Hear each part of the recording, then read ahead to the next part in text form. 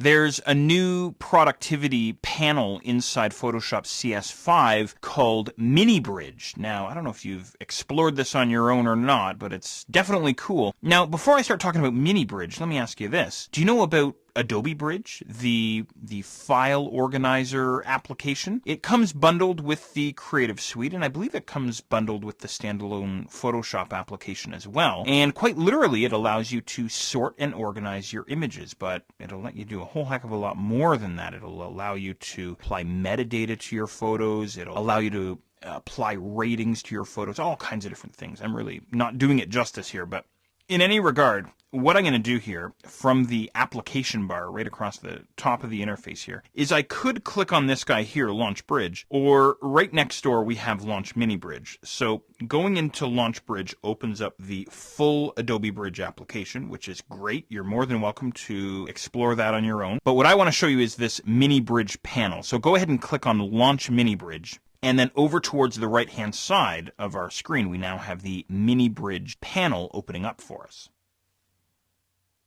So here's what I'd like you to do. I'm going to go ahead and click on Browse Files, this icon here, and that brings me into this view here. Now, I'm not sure what you're going to see on your side. I want to try and make sure that we're going to see the same thing here. What I want to do is I want to see my project files for our course here. So what I'm going to do is I put mine on my desktop. I have no idea where you put yours. So I'm going to navigate to my desktop. You can see in the top here we have this little sort of this navigator area. You know, as a matter of fact, hang on one sec. I'm just going to tear away this palette just by dragging on the Mini Bridge tab there. And I'm just going to stretch things out just so I have a little bit more elbow room in here. So what we have here is in the left-hand column, we have things like favorites and recent folders and collections, recent files, and so on. A particular navigation technique that we have available in the full bridge as well. And then over in the right-hand column, we have our computer structure. So there's my computer, there's my user account, the desktop, the documents and pictures. So I said that I put my project files on the desktop. So if I click on the desktop, then I see the two folders on my desktop. I'm going to double click on my project files folder, and that brings me into, of course, my project files. Now, as you can see, they're all in there. You might want to scroll around a little bit. There's lots of good stuff in there, lots of images to get to. And essentially all Mini Bridge is a file browser. That's really kind of it. Now, there's lots of different things that we can do in terms of organizing our view and sorting our view if we want.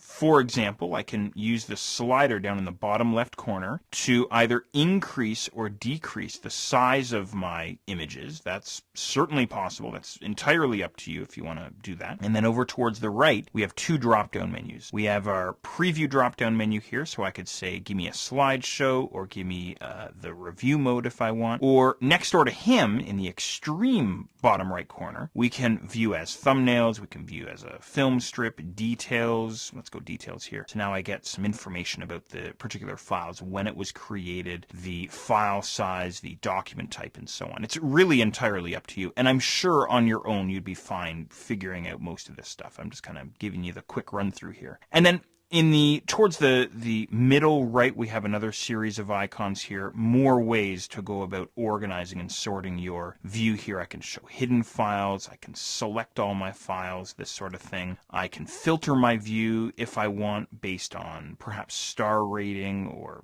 things like this. All kinds of different options, right? And of course, if there's a file inside Mini Bridge that I want to open up, all I need to do is just double click on them and that'll open them up inside Photoshop. So if I get my Mini Bridge out of the way there, and I'll just collapse them down there just by clicking on that white double-headed arrow. There's my barn2.jpg, the file that I happen to double-click on. But anyway, there you go. There's sort of a quick run-through, a quick down-and-dirty look at Mini Bridge. It's entirely up to you if you want to use this guy or not. I find myself, I'm finding I use him more and more. The more I use Photoshop CS5, the more I'm turning to Mini Bridge. Call me lazy, but choosing file open is, I don't know, a little too cumbersome for me these days. But anyway, there you go, Mini Bridge.